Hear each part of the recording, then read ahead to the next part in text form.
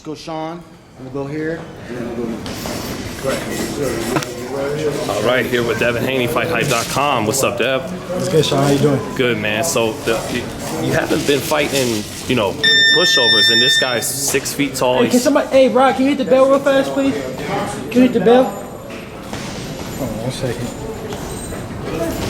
Just what do you think of your opponent? He's in his prime. He's 25 years old. He's 6 feet tall. He's never been stopped. And again, he's 6 feet tall at lightweight. So what do you think of your opponent coming into the fight? He's probably gonna be one of the biggest guys, that I'm gonna fight. At least at lightweight. He's a big, tall opponent. He's gonna come to fight. He comes in. He throws a lot of punches. I know that he's gonna try to put the pressure on me. So I feel like he's gonna bring the best out of me. His style, his height, his everything is gonna bring the best out of me. Because is it to where he's good enough to where he'll bring the best out of you, but you still don't think it'll be a competitive fight?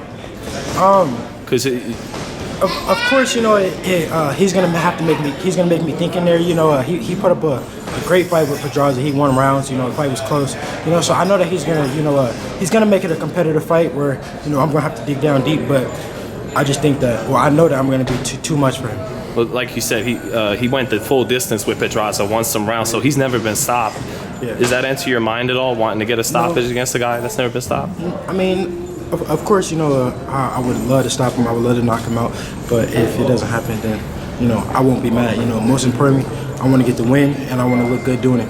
What about it being your Dazn debut? That's another thing. This is my time to make a statement. All eyes are going to be on me. I'm headlining now. So this is a big moment for me, and it's going to bring the best out.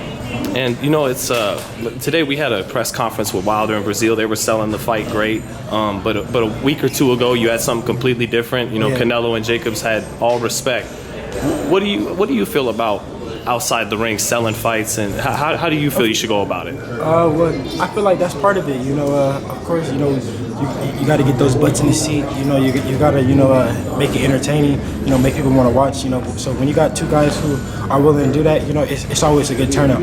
And just to kind of touch on that some more, like I know you've seen Roy Jones. He had ESPN The Life, and yeah. Roy was doing all this outside of the ring stuff that drew you in so much as a fan.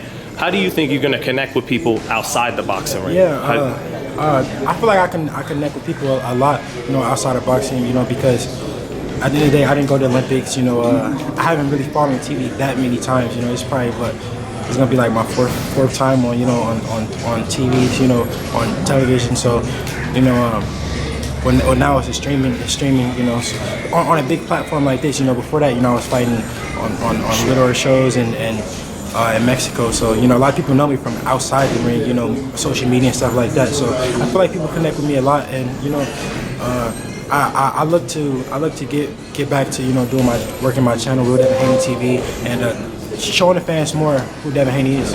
When it does come to promote fights, do you think you'll have an eye towards maybe saying a little something extra to make the fight, or how do you think you'll approach it? I don't know. I'm not gonna say that now, because then they go back to this interview 10 years later saying, yeah, he said that he was gonna be promoting his fights, just talking. You know what I'm saying? So who knows? When that time comes, I might not. Who knows? And I just got to ask too, because Wilder, Deontay, he has his fight Saturday, heavyweight champion. He said he wanted to catch a body again this week. You got some people mad about it. Yeah. How do you feel as a fighter when another fighter says that? I mean, I think that he's just building the fight. It's making people want to talk about it. Just like before that, he said to this day. It's making people every time he fights. He has a new slogan or something that's drawing the fans in, and he's doing a good job of it. And I don't think that he really wants to catch a body or whatever, but I think he just making more people want to watch his fight. But even if that is the case, that is how he feels. Is that really a problem in a sport where the object is to knock the other guy out anyways, or do you think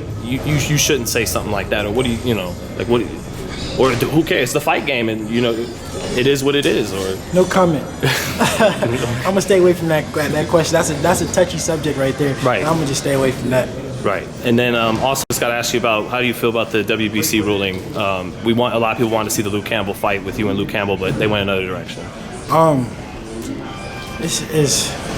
It's politics, of course, with this boxing game. Like I said, I tweeted right after all that stuff happened. My time will come. I'm only 20 years old. when my time come, I'm gonna be more than ready. You know, it's just them, you know, making that fight happen is just giving me more time for my body to mature, me to get better, and when that time comes, for me to be ready. So. Well, you said, you know, your body maturing, but do you think it matures to where you win your first world title at 140? Or do you think you'll if it takes a year to wait on those, but you'll be able to win it? If it takes too long for me to get a shot at 135, I will move up to 140. You know, 135 is not the easiest for me to make. You know, and I don't look to be at 135. You know, too much longer if I can't get a world title. You know, because it would be no point. So in the meantime, what's the most important thing then? Just developing. And in the meantime, you know, I'm just getting better. You know, winning these fights like Antonio Moran and any other fights that I have. You know, most importantly, you know, I still have to win. I still gotta look good. So. And against Antonio Moran, do you think we see something new in your arsenal that we haven't? This training camp, you know, I feel much better than my other ones. You know, I'm more focused. I just feel like, you know, this is my time. You know, like I said, you know, as I get older, I'm getting better, I'm getting stronger, and this fight, I feel like this is gonna be my best fight to date. And I don't want to hold you up. We got a lot of media here that wants to talk to you. So anything else you want to say to the fans watching around the world, man? Just tune in. You know, May 25th, I look to put on a great performance. You know, I'm excited. You know, I'm headlining. You know, everything happens for a reason. You know, God made it to where I'm headlining, and it's just my time now. Because it did kind of work out to where it fell into being. At first, it was looking kind of shaky, and I didn't know what was going on. If it was going to be canceled, if it was going to be moved to Vegas, but. Look at it, you know, everything played out how it was supposed to, and here we is. And your boy Mike Hunter on the co-main. My boy Mike Hunter on the co-main, you know, Vegas for taking over. Thanks, Devin. Thank you.